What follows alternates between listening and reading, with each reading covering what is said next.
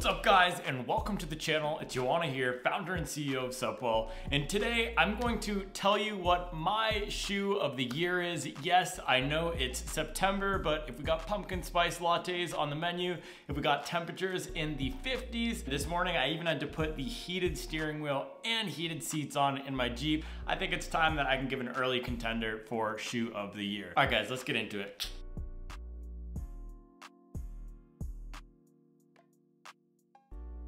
Alright guys, so let's get into it. My shoe of the year is the New Balance Rebel V3. Now, as many of you know, over the past few months I've been prioritizing building strength and running in only non-plated running shoes. My goal race right now is a half marathon, so I've been upping my mileage. I'm at 100 miles per week right now and really working on holding a high aerobic base while pushing the pace as much as I can on easy runs or aerobic runs while still being able to rip off pace on fast runs. My shoes of choice recently have been things like the Rebel V3, the Adidas Adizero SL, the Hoka Mach 5, these lightweight, non-plated shoes that can handle a decent number of miles and can keep me relatively comfortable while also being able to pick up the pace. Now, out of that batch of shoes, one has risen to the top as the cream of the crop, and that is the Rebel V3. There's a few things that make me love this shoe so much. The first is how simple it is. It's a lightweight package, there's no plate, and there's a very minimal rocker. In the realm of running shoes, this has none of those popular elements that we're seeing right now.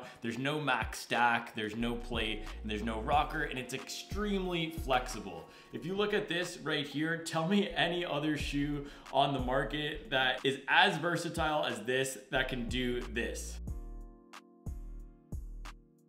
It's a newbie sandwich. So far I've put between 150 and 200 miles on this thing. I've used it in everything from short easy runs to long runs. I've done a 16-mile run in this. Just this morning I ran 13 miles with a little workout in there, so I did 4 by 1200 meters. This thing is super versatile. That's the second reason why I love it so much. It's able to handle every single run I've thrown at it. I've even done a recovery pace run in this. I ran a 8 miles with my friend at a 10-minute pace, and this felt great, right? It's not like something with the Saucony Endorphin Speed 3 where because of that rocker and that bouncy foam, it's like a horse chomping at the bit to get out of that gate and run fast. Because this is a lower profile, less rockered shoe, you can vary the pace up a lot in it and still be very comfortable. Right, the third reason that I love this shoe so much is the foam. Now, the fuel cell foam in here is really a unicorn. In the spectrum of running shoe foams out there, all the way on one end, we have standard EVAs like we'd see in the Adidas Adizero SL. Those are gonna be very firm, take a lot to break in, and not gonna have the most exciting or bouncy ride, but be very structured and stable and provide structured cushioning over the long haul. Then on the total opposite end of the spectrum, we have PIBA-based foams, so a Nike Zoom X or a Saucony Power Run PB. Those are very bouncy, not very stable, which is why we often see them plated, but they're very fast and fun to run in. This New Balance fuel cell is a supercritical EVA and TPU blend, so it's been injected with gas to give it a lighter, airier, bouncier feeling, and it sits smack dab in the middle of those two opposite ends of the spectrum.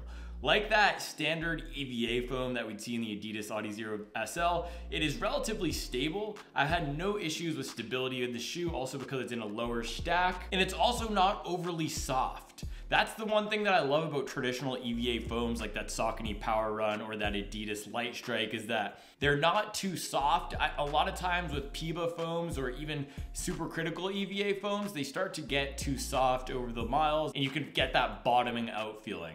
This fuel cell foam does not give me that mushy bottoming out feeling. It is a softer foam. You can see here with the push test, I can get my thumb probably half an inch in here, but it's not gonna be too soft to the point where when I'm getting out to the end stage of those runs, my heel feels like it's smashing against the ground or my forefoot feels like it's pushing too far and compressing that foam down, getting that over ground contact feeling. But like a PIBA, it has that nice snap and pop to it, even without the plate. So when you do pick up the pace in this thing, it is extremely responsive. It has some of the best energy return that I've ever experienced, especially in a non-PIBA compound. And it's a really exciting ride when you do want to pick up the pace. That I've found is a very rare combination. That ability to deliver a fun and exciting ride in a non-plated, non-rockered, non-PIBA shoe is really rare.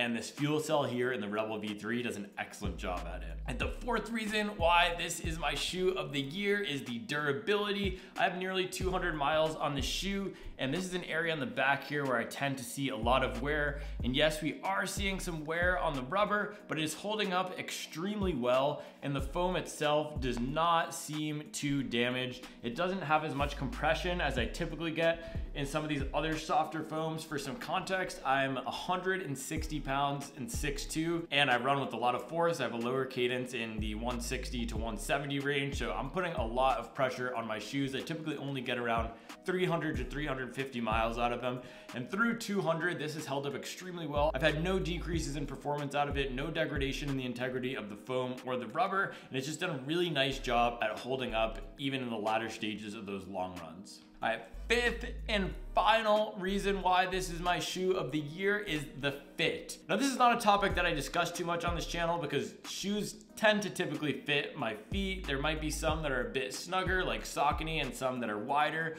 but this one has a perfect fit. It's really dialed in while also not being too tight. And that's a really hard balance to strike because a lot of the common performance running shoe lasts these days, like we see in Saucony and like we see in Hoka, are very narrow, especially at the top here. There's that pointy elf toe look, and this does not have that. There's a perfect amount of room up here. Also, this upper is structured enough without being too tight or too rigid on top of the foot, which makes for a really nice and comfortable lockdown.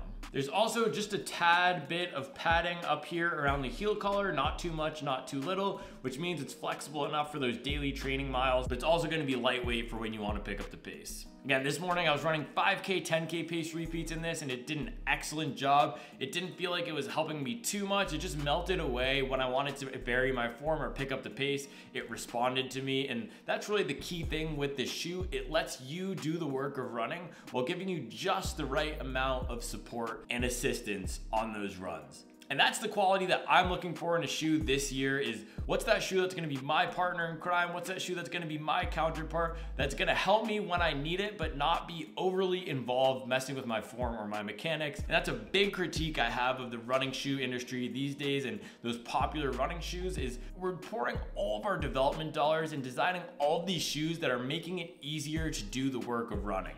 And yes, there is a place in our rotation for those Hoka Mach X, those Adidas Boston 12, those Saucony Convaro Pro type shoes, but there also still is a place for these minimal shoes, these simple, no frills, low to the ground style lightweight shoes like we get in the Rebel V3. So I did a video on the Rebel V4, we got some preview pictures of that, and I'm a little bit disappointed in the direction that I think they're gonna be taking that based on those early images. They're raising the stack height, and they might even be adding a PIBA foam. We did get a source confirm through a New Balance rep that they're changing the fuel cell formulation to be PIBA, which is gonna dramatically vary the ride from what we see in here. So, as I've said before on this channel, it's like that classic Jay-Z line, if you like my old stuff, buy my old albums. We might need to be stocking up on this Rebel V3 if they are making those drastic changes to the Rebel V4, but we can enjoy this shoe today and we can enjoy it for the next year or so while we can still get it on sale, and hopefully for those discount prices below $100 once that V4 goes on sale soon.